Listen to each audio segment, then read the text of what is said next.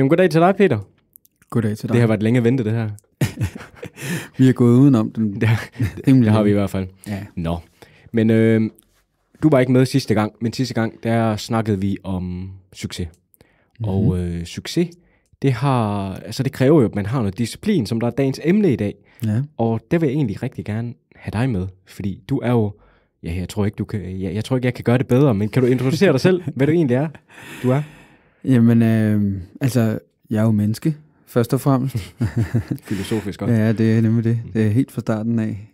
Jeg har jo tænkt lidt over det. Nu skulle jeg jo med i det her, så tænker jeg, altså, hvem er jeg egentlig til at skulle være her, til at kunne sige noget om disciplin?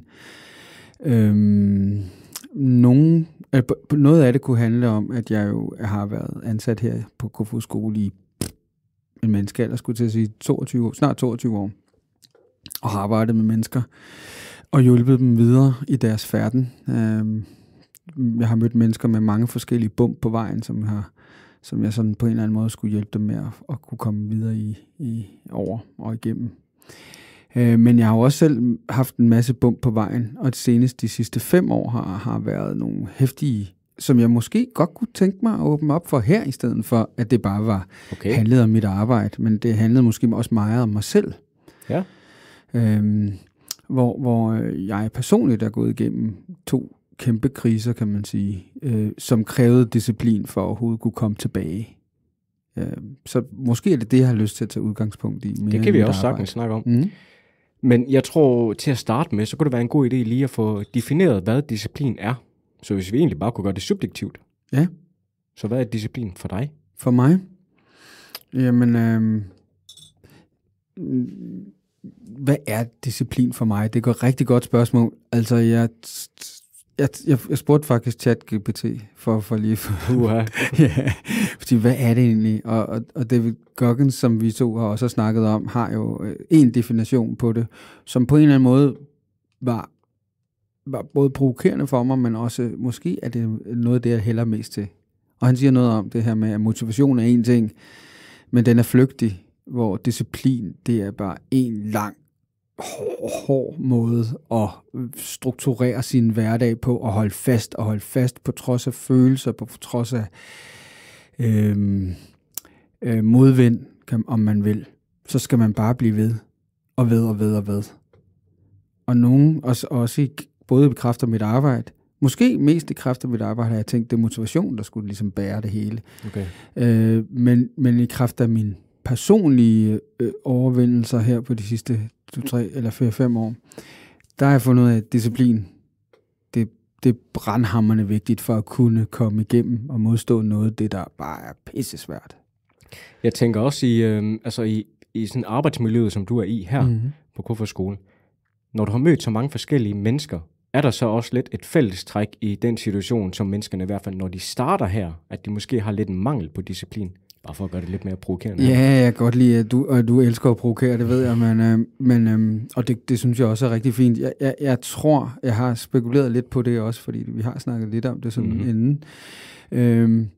Jeg tror, noget, der er fællestræk, det er mistet håbet.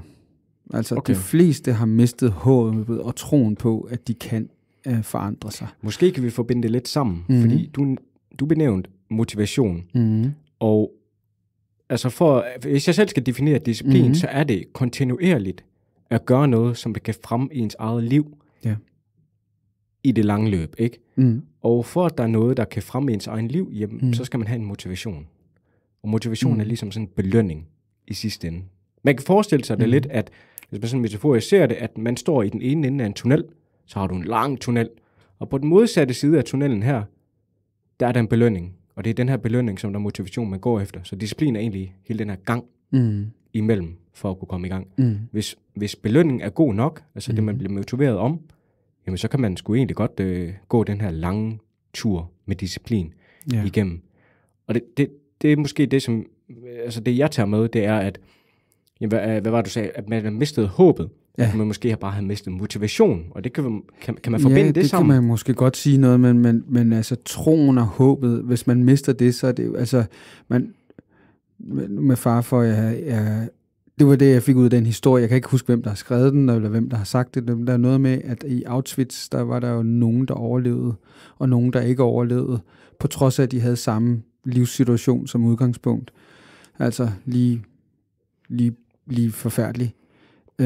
Men det, der var forskellen, det var, om man fandt ud af at have lidt styring i det der utrolig snævre rum, eller man absolut ikke havde styring i det der snævre rum, og man hele tiden skulle kæmpe. Og der kan man jo godt snakke om det der med, altså, troen på, at det lige om lidt, så kommer der noget bedre. Det er røv og nøgler lige nu, men lige om lidt, så kommer der noget bedre. Eller man har mistet troen.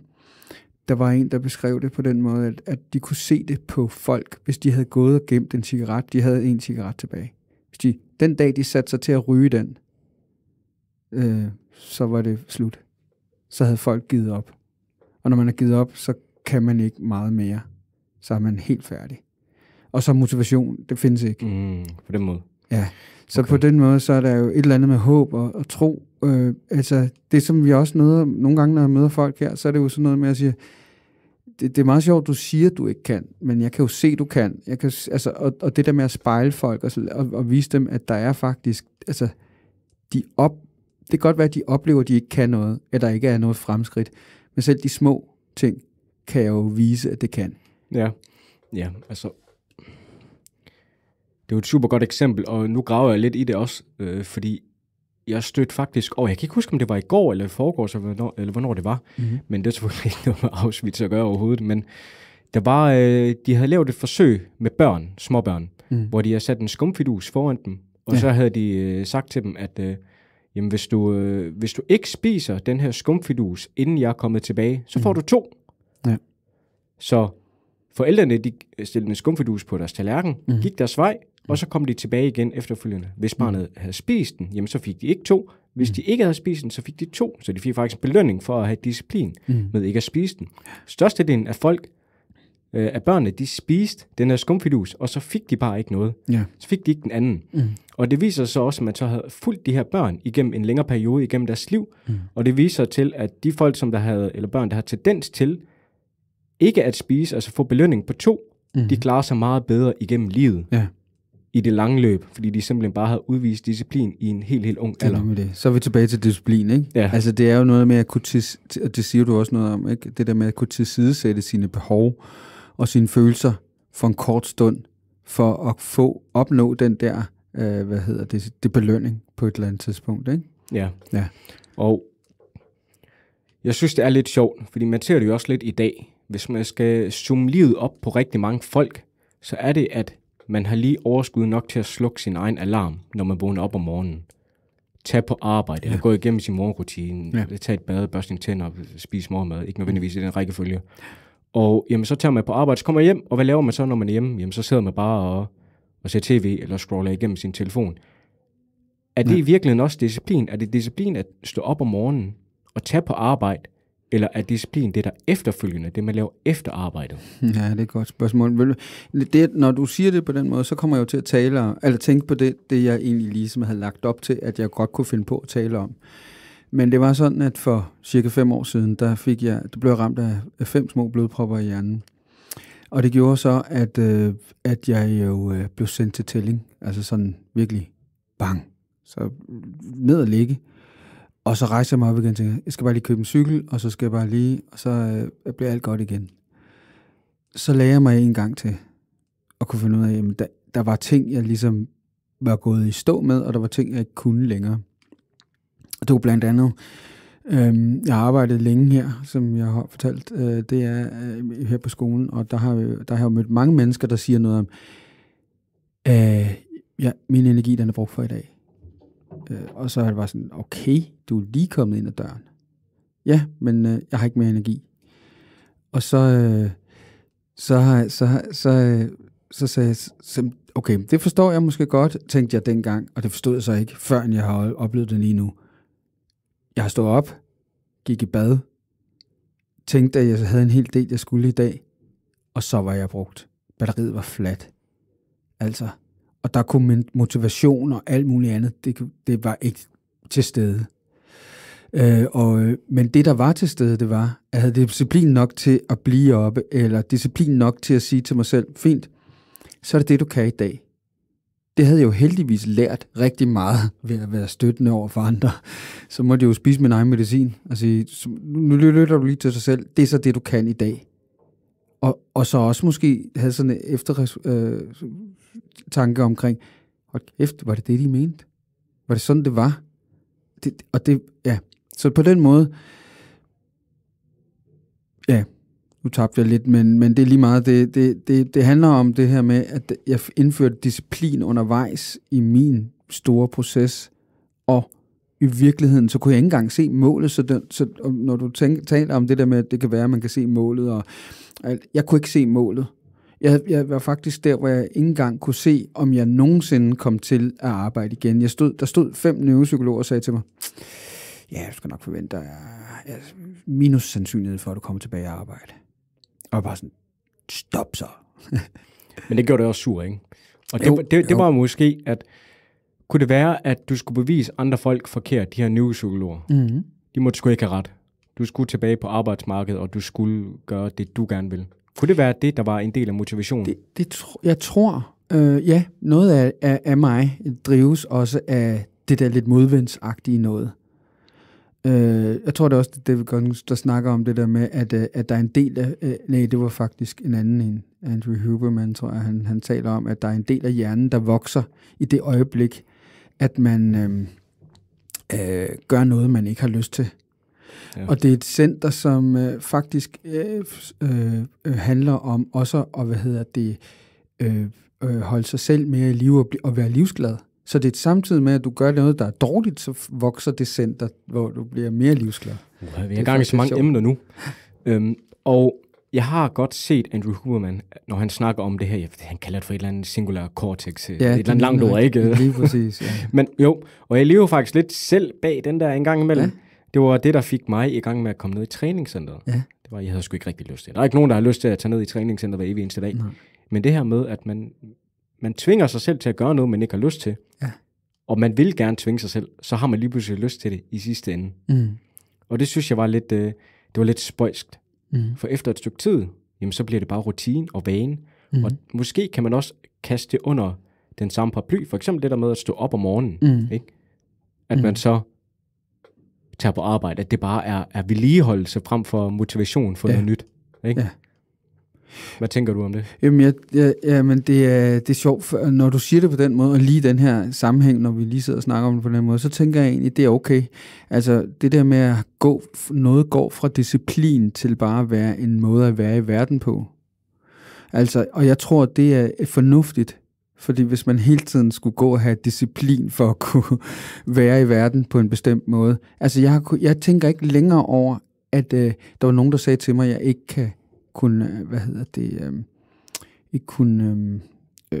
komme på arbejdsmarkedet igen. Det er væk. Og jeg tænker ikke længere over, at jeg skulle drive mig selv, eller have disciplin nok til at gøre noget. Den er også væk. Jeg gør det bare. Jeg er bare. Og det er egentlig okay. Altså, disciplinen var der, da jeg skulle ændre noget adfærd. Og når adfærden så er blevet implementeret på en eller anden måde, så er det okay. Så er det et andet tidspunkt og et andet sted, jeg skal have mere disciplin. Men hvad så er det næste skridt? Hvad så, altså, nu hvor du har lavet alle de ændringer, og du har skiftet din egen adfærd, som du selv benævner det til at være, hvad så næste skridt for, at du måske kan få det endnu bedre i dit liv, som du har nu? Fordi for fanden, vi går alle sammen så fik jeg jo, altså nu er jeg jo så åndssvag, at jeg sidder og laver rum til vækst og udvikling for andre mennesker, og jeg siger, at du skal altid vælge det selv. Men når jeg skal lave nogle store forandringer, så skal jeg helst have et spark i rumpetten, ikke? Så det andet store, vanvittige ting, jeg har oplevet her, for det var, at sidste år i august-oktober, der fik jeg type 2 diabetes. Jeg vejede 117,8 kilo, og sov ikke om natten stort set, for jeg skulle op og tisse hele tiden, og jeg var syg, ikke?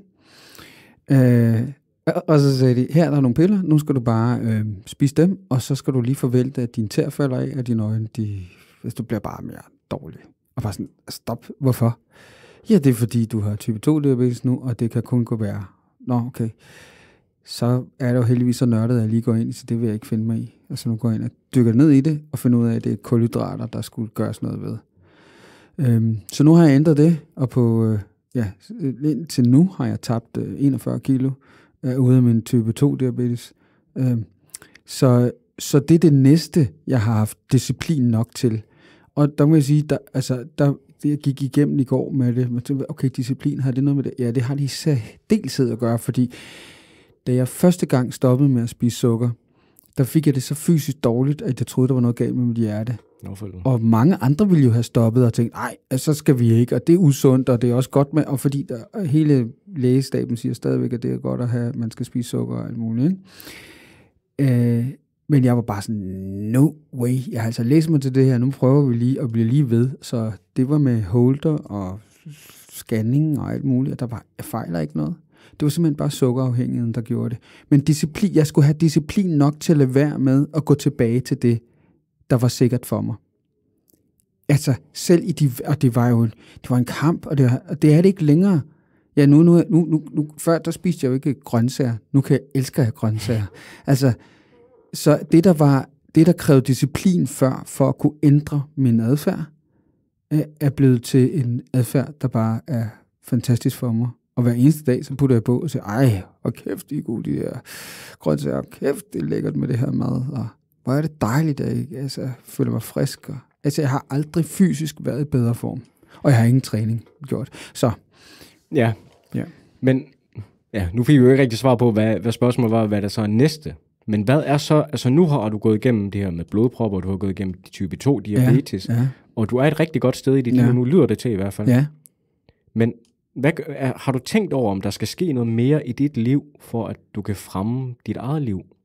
Jamen for eksempel, at nu vil du gerne, lad os sige om 1 år eller 2 år, så vil du gerne være mere bevægelig og mere smidig, så tager du til yoga, eller går ned og træner, eller hvad fanden det nu skulle være, ikke? Ja. Kan der være noget der? Ja, men det gør det jo hele tiden. Altså, det prøver jeg at sige, ikke? Okay. Fordi enten opstår der noget ved at skubbe til mig, altså det spark, jeg lige fik, de 2 spark, jeg fik, eller så opstår det ved, at jeg vinder ind på noget. Altså, noget bliver til en hverdag, hvor det pludselig er muligt for mig. Da jeg vejede 117,8 kilo, der tænkte jeg ikke på at gå ned og træne. På nogen måde. Nej. Altså, det var jo nærmest også umuligt for mig, fordi altså, både forfængelighed og alt muligt andet gjorde, at det var ikke noget, jeg kunne finde på. Nu tænker jeg, hold kæft, det gad jeg godt.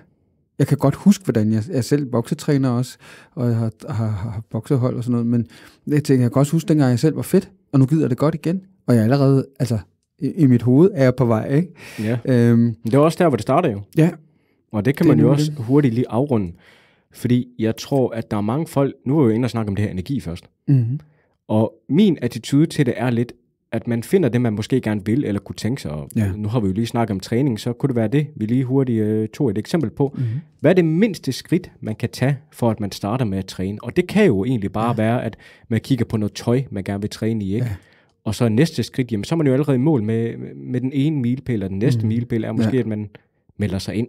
Ja. Og milepæl nummer 3 er, så man går ned og henter kortet, og milepæl nummer 4 er, så man finder informationerne, ikke? Ja.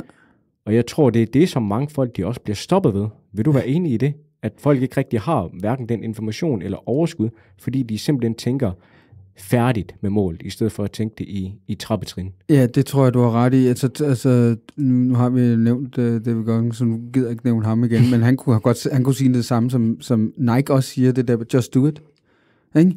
Altså, og det er bare at gøre det lille skridt, der skal til næste gang, og det lille skridt, der skal til næste gang, og det lille skridt, der skal til næste gang. Altså, det svarer til det der med, at hvis du ikke har børstet tænder i mange år, og du så begynder at børste tænder, så ser du ingen forandring de første mange gange. Men det gør du over tid. Så det er konsekvent at blive ved med at gøre noget, på trods af, at du ikke ser eller får noget direkte ud af det lige her nu. Men have troen på, at det kommer lige om lidt. Ja, jeg tror faktisk også, at det er en af de årsager til, at for eksempel sådan noget som videospil og telefonspil og så videre, de er blevet så populære. Mm. Fordi at du får en type af belønning med det samme. Ja.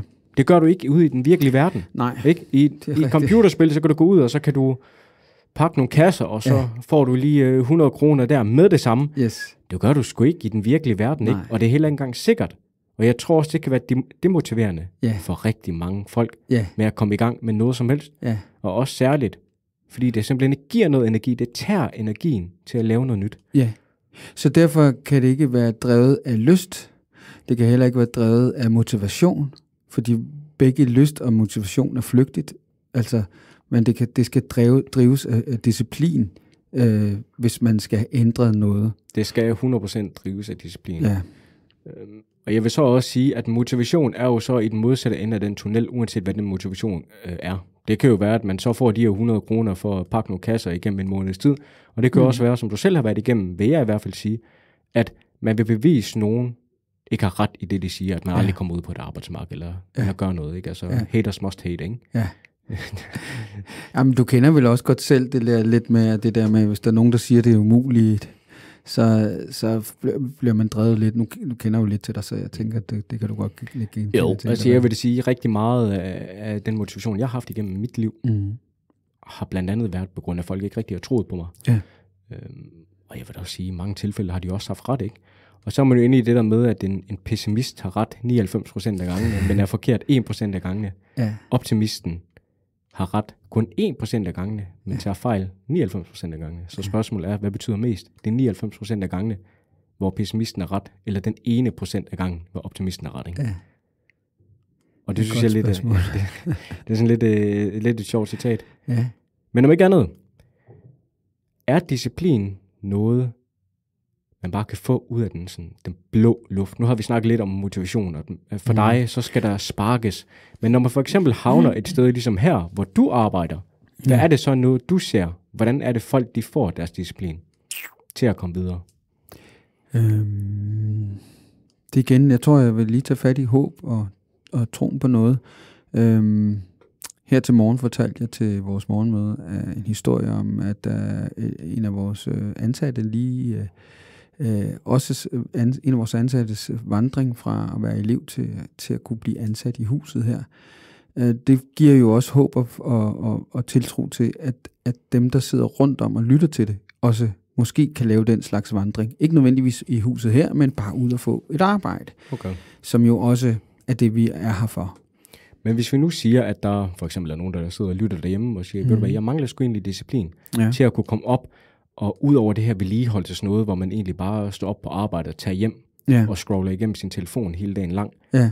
Hvordan kan man så opnå en ny type af disciplin, der gør, at man kan fremme sit eget liv i det lange løb? Jamen, det er jo at tage et første skridt. Det er jo just do it, ikke? Og jeg vil sige, det første skridt vil være at lytte til det her. Fordi allerede så begynder du at sætte dit mindset hen imod noget andet. Det næste er så tage og lytte til de kloge ord, der kommer fra de sidste to herrer, for mig selv inklusiv, om at just do it, altså, og det er jo ikke kun os, der har sagt det, der er mange, der siger det, ikke? Men det der med at springe ud i det, jeg kunne spørge dig, fordi hvor lang tid tog det af dig, for eksempel, at springe ud i det her podcast-univers? Jeg har altid været meget sådan, ja, det er faktisk et godt spørgsmål. Fordi det her podcast var egentlig ikke rigtig noget, jeg ville til at starte med. Jeg har startet nogle virksomheder førhen, igennem de seneste par år, der alt sammen bare har fejlet. Ikke? Altså, det har bare været tab på tab. Og så havner jeg her på Kofoeds-skole, og så den bedste mulighed, jeg havde, som der ligesom kunne imitere det, jeg også selv har lavet derhjemme, og måske havde lyst til, det var det her podcast noget. Men jeg ved også, man lægger rigtig meget tid i det her podcast, i forhold til det, man får ud af det. Ja. Så det er jo egentlig mere bare sådan et hobbyprojekt for mig. Og jeg er jo sådan en trælsperson. Jeg skal have noget at beskæftige mig med hele tiden. Konstant. Og bare dykke sig dybt ned i. Ja. Og det var nok derfor, at jeg egentlig startede med det her podcast noget her. Ikke? Ja. Og gerne vil lave mit eget, i stedet for at have noget med skolen at gøre. Og det kan man jo lige lave et lille shout-out, at skolen her, og det er jo også formålet med det her studie, det er at producere til mellem to stole podcast også. Ja. Det handler så lidt om noget andet noget, end den her i dag gør. Ja, måske. Jeg tror, at man vil kunne lytte til folks motivation og deres indre kamp med deres disciplin igennem det, der er også bliver produceret imellem to stole. Der tror jeg, mange af vores elever, de beskriver det faktisk. Det gør man. Ikke med de samme ord, men det er faktisk det, jeg hører. Ja. Så lige for hurtigt at vende tilbage til dig. Så jo, for mig så er det også meget sådan energien, man skal bruge på det. Og lige nu, der har jeg overskud af energien til at komme i gang med de ting, som jeg gerne vil, om man så kan kalde det for hobby eller interesse, om det bliver noget i et langløb, who knows. Men indtil videre, så har jeg energien overskud til det, det er selvfølgelig meget periodisk, ikke? Men jeg tror, mit næste spørgsmål er, kan man også godt få for meget disciplin? Lad os sige, at man er gået igennem det, og man simpelthen bare har fundet vejen til at få mere disciplin igennem sit liv. Kan man også få for meget? Ja, det har jeg ikke tænkt på, men lige umiddelbart, så vil jeg sige, jeg tror ikke, man kan få for meget disciplin, men man kan have for meget disciplin. Og hvad er så forskellen? Men for mig er det handlet om det her med, at hvis jeg fortsatte med at have en holdning til, at jeg ikke var nået i mål, men bare løb og løb. Hvis vi så skal løbe en maraton, og så bare løbet, og så jeg ansede faktisk ikke at komme forbi målstregen, og løber stadigvæk og tænker, hvornår var jeg færdig? Jeg ved det ikke, jeg skal bare... Altså, man kan vente lidt om at sige, det sidste... Altså, nu vejer jeg 76 kilo. Hvor langt skal jeg ned? Først så startede jeg med, at det var 85 kilo, jeg ville være. Så nu var det 80 kilo. Nu er det 75, jeg har sat det til. Og lurer mig, hvis jeg ikke stopper et eller andet sted, så kunne jeg godt havne på 70. Men så var jo ind igen i det her, man sætter nogle milepæle langs vejen, ikke? Og man bliver glad for, at man får nogle wins i sit liv, når man rammer dem her. Og jeg tror, at det giver noget glæde, og det giver noget håb. Og som du selv siger, at det er håb her, jamen det kan også godt medføre, at man får noget disciplin i det lange løb, ikke? Og jeg tror, om man kan få for meget, det tror jeg godt, du kan.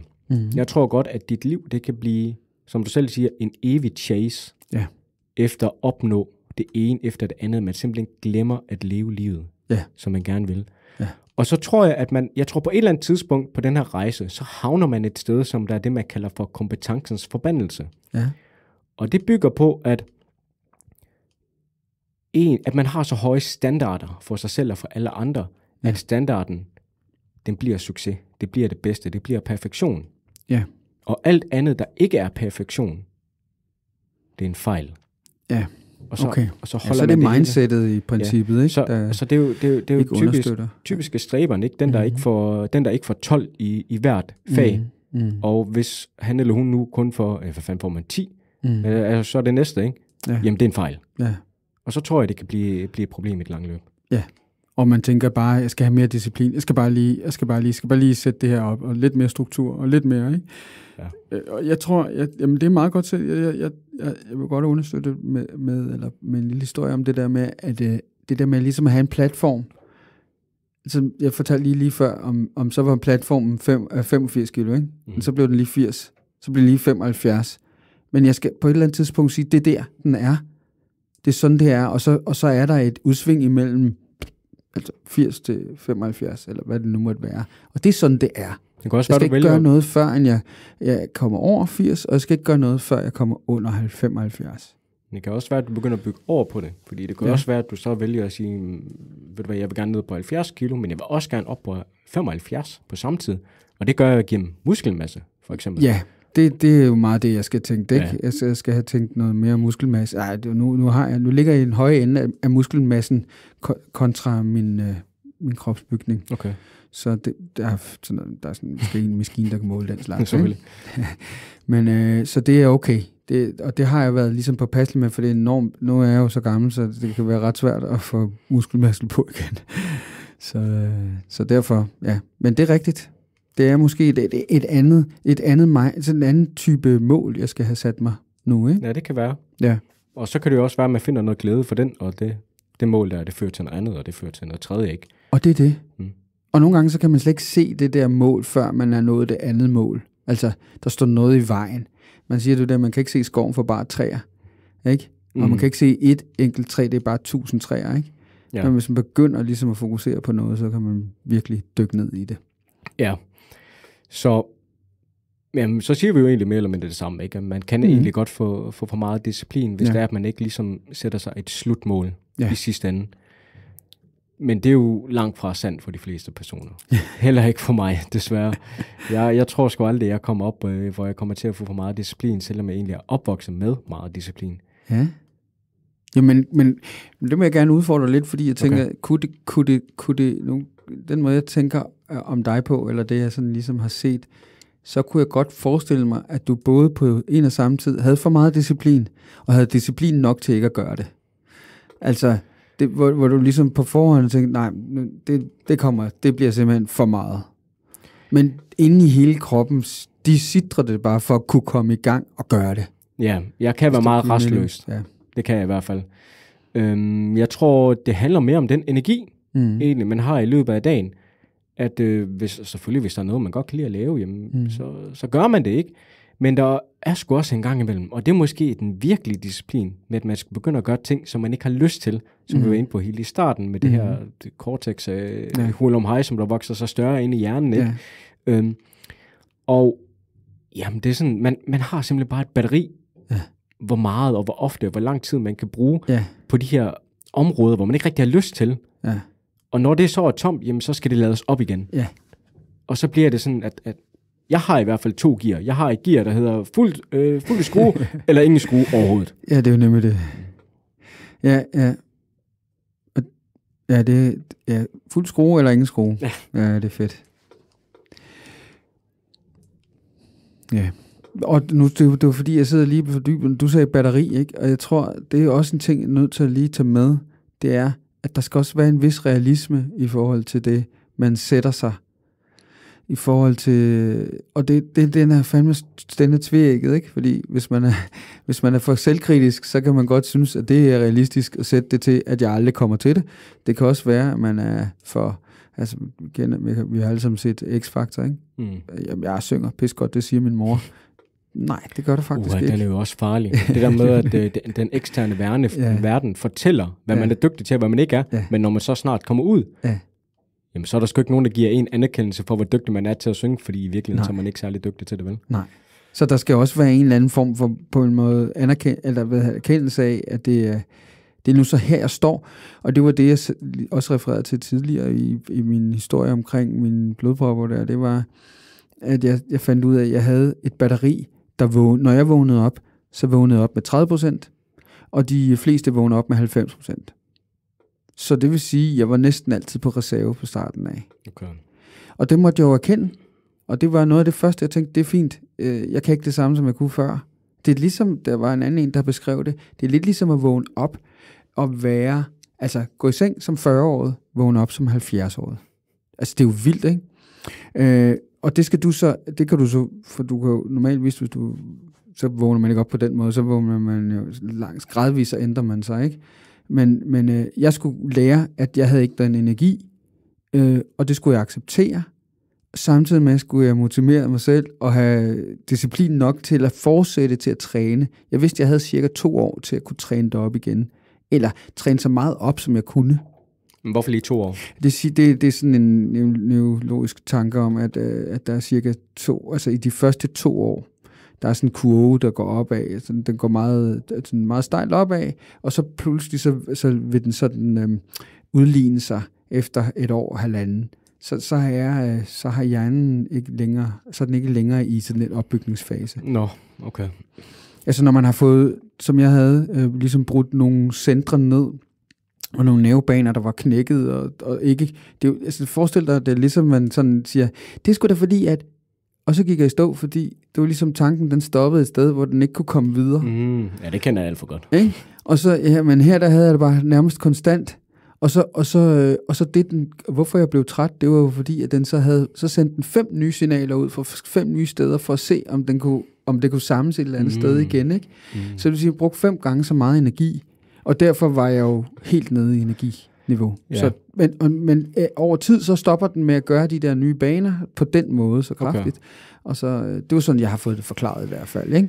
Og det giver god mening for mig. Men angående det her, ikke? Og energi, så er der jo også et nyt studie i forhold til, hvorfor vi bliver så trætte, som vi gør i vores moderne liv. Og det er jo på grund af valg. Det er noget med, at vi træffer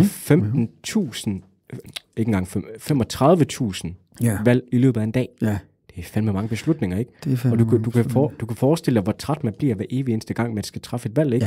Ja. Skal jeg stå op nu? Skal jeg stå op senere og scrolle igennem sin telefon? Om skal jeg trykke på den her app? Skal jeg trykke på den anden app? Nu skal jeg lige forholde mig til, hvad Gitte har skrevet her inde på Facebook eller andre sociale medier, ikke? Og hvad skal man have at spise til morgen? Og hele dagen, så er der de her milliardvalg. Ja. Og fordi vi har 10.000 valg hver eneste sekund på vores telefon, eller vores tv, hvad skal vi se på Netflix, ikke? Og computer og PC, ikke? Så tilføjer det en hel masse nye valg i vores liv, og så bliver vi så trætte. Ja. Og det tror jeg måske, hvis man måske lige lægger elektronikken, eller i hvert fald starter, lad os sige, et projekt, man simpelthen bare kun koncentrerer sig om det her projekt. Det kan godt være, at så begynder de her valg jo lige pludselig at betyde noget, i stedet for, hvad fanden Gitte skrev ind på Instagram. Ja. Og ved du hvad, det er fuldstændig spot, og det er tak for den, for det er jeg slet ikke tænkt over. I forbindelse med mine blodpropper, der blev jeg jo nødt til ligesom at skære ting fra. Jeg havde jo rigtig meget. Jeg havde mit eget jeg havde mit eget firma, jeg havde skolen her, så havde jeg smukfest, jeg lavede, og så havde jeg det var lige i gang med at lave noget fest ude i området, hvor jeg bor, og var også boksetræner. Og jeg blev bare nødt til at skære ting væk, fordi jeg havde ikke den energi til det. Så derfor blev jeg ligesom nødt til at koncentrere mig ind til noget. Det er også det, du siger, ikke? Det er ligesom, altså, at forbruge energi, der skal man finde ud af, hvis man har overforbrug i forhold til, hvad man har, så skal man ligesom have det sorteret væk. Det var det, jeg gjorde. Og så bagefter have disciplin nok til at holde det. Fordi, og det kunne jeg jo se, jeg havde mødt også et par stykker andre, der havde den samme skade i hjernen. Ikke fordi det var helt klart den samme skade, men det der med at møde noget, hvor man kunne noget før, det kan man ikke mere. De fik den der fornemmelse af, nu kan jeg ikke det der mere. Og den hele tiden kampen mod, jeg kan ikke det der, og det er svært, og bøv. Det er lidt ligesom det med Outfit, som jeg fortalte, ikke? Der er nogen, de kigger på de rammer og prøver at skubbe til rammen, men jeg kiggede ikke på rammen, jeg kiggede ind på mig selv og siger, okay, nu er min verden så indskrænket, hvad kan jeg så i den verden, hvor jeg selv kan bestemme? Nå, men så skubber jeg bare det væk, og det væk, og væk, og det væk, for det er ikke længere interessant eller nødvendigt for mig. Hvad er der basically nødvendigt for mig nu? Ja. Okay? Så det er det der med... Og jeg tror også, hvis man ikke påtvinger sig selv den egenskab, jamen så havner man simpelthen ude i stress. Ja. Eller i hvert fald højere risiko det tænker jeg, for at havne ude i stress. Og det er det jo flere og flere, der begynder at gå ned med. Og jamen, så kan man jo sikkert en række andre faktorer til, hvorfor det også er relevant at snakke om på et tidspunkt, hvorfor stress har sådan en stor faktor. Ja. Men det her med energi, og det her med ligesom at sparke ting væk. Ja. Kunne du selv mærke, at dengang du begyndte at leve en sundere levestil, og da du fik mere sådan disciplin for at leve mere sådan generelt sundt, også de aktiviteter, du lavede i løbet af dagen, gav det også dig mere energi? Ekstremt meget mere energi. Altså før i tiden, der kunne jeg jo gå hjem og lægge mig til at sove 3-4 stykker, bare lige en time på sofaen, før jeg var helt færdig. Og det forklarede jeg ved, at det var min hjerneskade og alt muligt andet, ikke? Men nu har jeg ikke behov for det mere. Så det er simpelthen den sundere livsstil, den rigtige kost, søvnen i løbet af natten og få sovet ordentligt igennem, har kæmpe stor betydning for mig. Og det jeg også tænkte, jeg kan ikke have, for en gang der kunne jeg have 47 samtaler inde i hovedet på samme tid, og det kunne jeg godt administrere. Så pludselig blev det kun til 3, og så synes jeg, det var helt helvedes det. Og nu kan jeg have dem igen, en hel flok af gangen. Ikke? Og det tror jeg også har noget at gøre med min måde at spise på, og min måde at sove på, og min måde at leve på, og alt muligt andet. Ikke? Ja. Jamen søvn er jo... Du bruger en tredjedel af dit liv på det, ikke? Så gå ud og investere i en rigtig god seng. Ja. Det vil jeg sige. Det samme med kost, ikke? Du spiser 3 gange om dagen. Ja. Måske nogle gange flere, ikke? Ja. Og så også nogen, der spiser 2 eller 1. Ja. Men om ikke andet, så er det super vigtigt også. Ja, hvad du popper ind. Ja. Og det er sjovt, fordi jeg havde faktisk en samtale med en enlig mor her for ikke ret lang tid siden, som der fortalte, at hun havde ikke energien eller overskud til noget som helst. Det her med, at hun vil egentlig gerne i træningscenteret, men det har hun ikke energi eller overskud til overhovedet. Og mit argument var, at det kan jeg godt forstå. Men det der med at gøre det og lave noget mere aktivitet, det giver også energi. Ja. Og jeg er begyndt det har jeg gjort her de seneste 2 måneder, hvor jeg simpelthen bare går en tur. 20 minutter, 30 minutter, ikke? Ja. Det giver mig mega meget energi. Bare sådan om aftenen, ikke? Kigge op på stjernerne, whatever, og nogle gange så går man med høretelefonen i, andre gange så gør man ikke. Ja. Og jeg synes, det er fantastisk. Ja. Fordi det giver simpelthen, det kan faktisk være så slemt, at det ikke kan falde i søvn. Og hvordan, nu taler du taler så godt om det, så jeg får lyst til at prøve det, ikke? Men hvordan var det, da du første gang skulle ud og gå? Altså hvis du snakker om motivation, havde du den? Eller motivation, ja, men det var disciplin, eller hvad var det, der gjorde det? Okay. Jeg er, for det første, så er jeg platfodet, og det du også ved. Ja. Men jeg har problemer med det, og det gør pishamrende ondt i mine fødder, hvis jeg står for lang tid på. Det er ikke så slemt igen, når jeg går, så jeg kan godt overvære en gåtur. Ja. Og jeg kan også ofre mig selv den smerte for at få det lidt bedre i længden. Ja. Men motivation til at gå på de her ture her, det er egentlig fordi i træningscenteret, og jeg fik forstået min fod tilbage i november, og det betyder, at jeg har ikke været så meget i træningscenter. Jeg har brugt hele vinteren på at kaste den ene plade chokolade ned efter den anden, og jamen, så er det jo også, jul og nytår oveni, ikke? Så jeg har taget et par ekstra kilo på, og dem vil jeg egentlig også gerne sådan tabe igen. Og det gør jeg jo ved at spise godt, og tage ned til træning, og overveje. Jeg går faktisk også ned til træningscenteret nu, hvor jeg plejede at køre i stedet for. Og så tager jeg lige den her gåtur om aftenen også, lige for at tilføje lidt ekstra aktivitet, fordi jeg sidder sgu ned meget af dagen, men nu er jeg oppe på omkring de der 8.000 skridt om dagen, ikke? Fedt. Og det er ikke fordi, det er sådan der super mange, men det er bedre end de der 6.000, som der er anslået, ikke? Ja, absolut.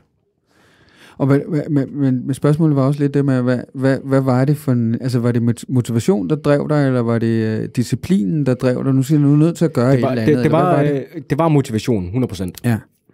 Motivation for lige, at nu har jeg det her mål i sigte, at nu går jeg ned i træningscenter, og jeg har igennem hele mit liv gerne, eller ikke hele mit liv, jeg har igennem min 20-års alder gerne vil se ud, som jeg gjorde dengang jeg var teenager, fordi der dyrker jeg rigtig meget sport og motion. Ja. Og der vil jeg jo gerne se, hvor langt kan jeg skubbe mig selv, hvor langt kan jeg presse mig selv. Ja. Og jeg er utålmodig. Alting, det skal bare gå hurtigt for mig. Ja. Og man kan lige gøre det en smule hurtigere ved at gå på de her gåture, og så er jeg simpelthen begyndt at kunne lide dem. Ja. Så der sker noget med, at man drives lidt, og man synes også, så skal jeg også, det er også for et mål, og til at man faktisk kan begynde at lide det. Lidt ligesom jeg sagde det der med, jeg spiser ikke grøntsager, jeg er sgu ikke en kanin, vel? Og til nu at kæft, det meste af min plade tallerken, det er grøntsager, og jeg elsker det. For i starten, der gik jeg bare den her samme rute, sådan rundt om blokken. Det tog lige sådan 20 minutter. Det var en god 1,8 kilometers tur, ikke? Ja. Og det var altid med musik i ørerne, med det her højt motiverende musik her, for ligesom at sparke mig selv i gang med at komme i gang.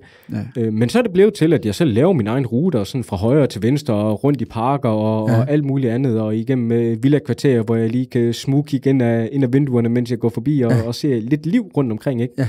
Og det er normalvis ikke mig, men det er sådan så småt begyndt. Fedt. Spørgsmålet er bare, hvor lang tid kan jeg blive ved med at gøre det? Har det en ende? Og det er måske det, jeg frygter lidt.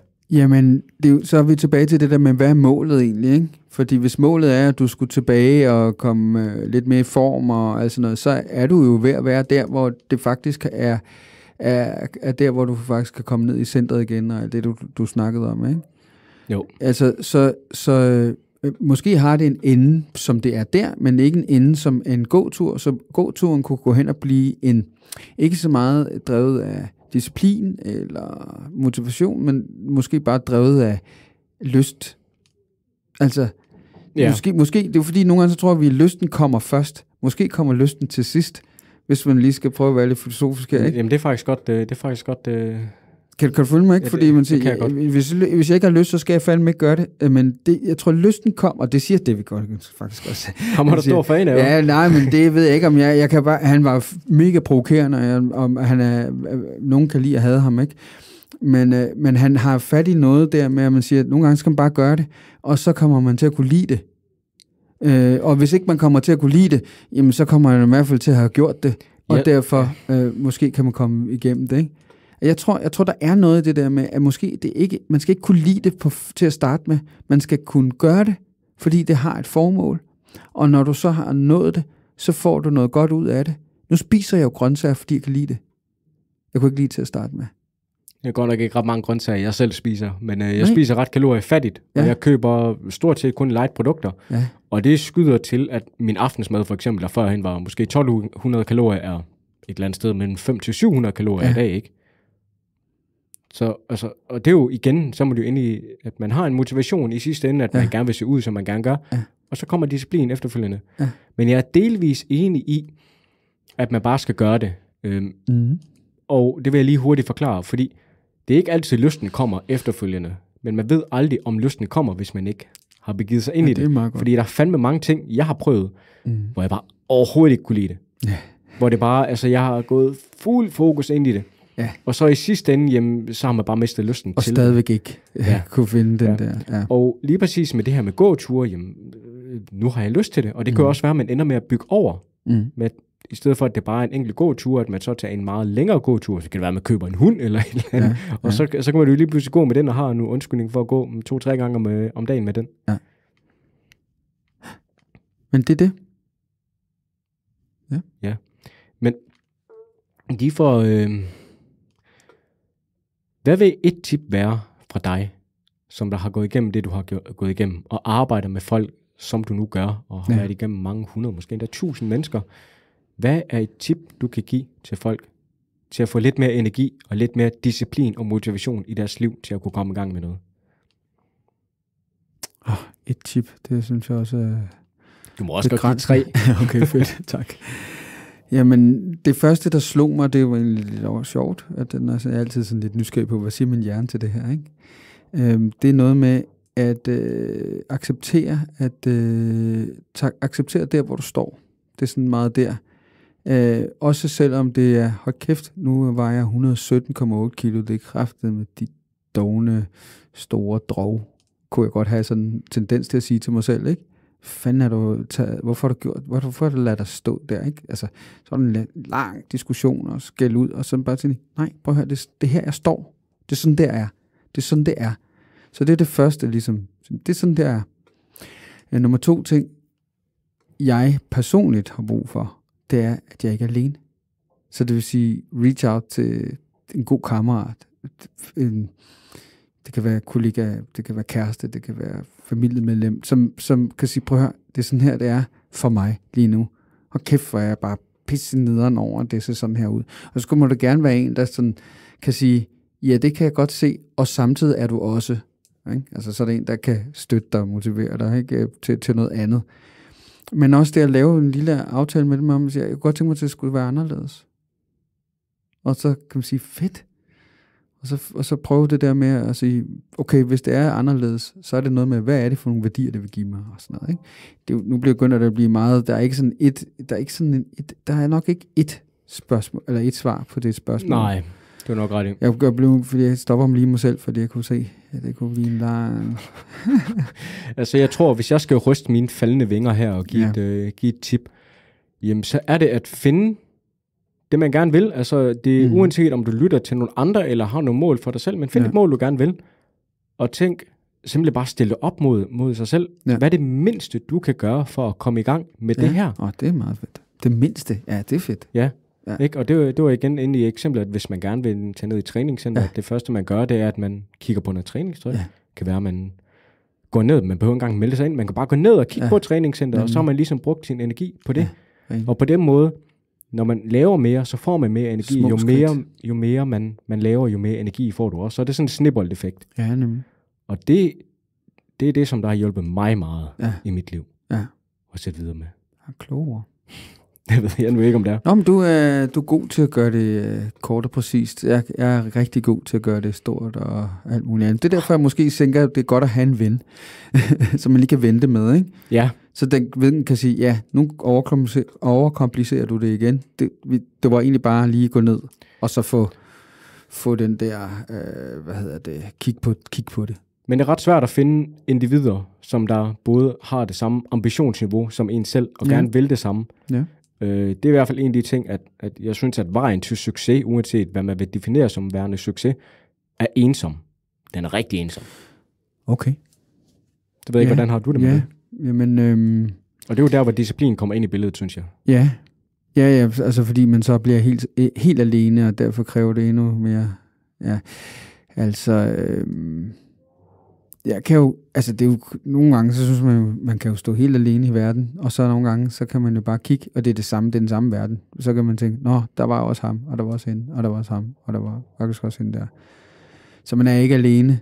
Det er nok mere en følelse, tror jeg, inde i hovedet. Langt de fleste har jo nogen. Så det tror jeg, det der er. Altså, jeg ved ikke, altså, det er måske derfor, det er så vigtigt lige at tage fat i og finde en. Prøv en gang og bare tænk, okay, jeg føler mig helt alene, men hvis nu jeg kunne vælge af alle dem i hele verden, som jeg kender, hvem tænker jeg så på? Ja. Så vil der højst sandsynligt være en, der sprang frem. Allerede nu, der kunne jeg også... Jeg havde lige min gode ven i Spanien, som jeg lige savner lige nu, kan jeg mærke. det kan jeg godt lide. Men i hvert fald finde en. Og det tror jeg må blive det afsluttende ord for de vedkommende. Nu er der også begyndt at blive lidt larm rundt omkring herude for studiet. Det ved jeg ikke, om det kommer med. Det finder vi ud af. Det tror jeg ikke. Men om ikke andet, så følg podcasten på Instagram på åbne kort med AABNE kort. Og jamen, I kan jo egentlig også gå ind, og hvis I har lyst til at lytte til en anden podcast med flere individer her fra Kofoeds Skole, jamen så gå ind på Mellem To Stole, ind på Spotify. Der kan I også lytte til noget der. Tak fordi I gad at lytte med. Ha' det godt.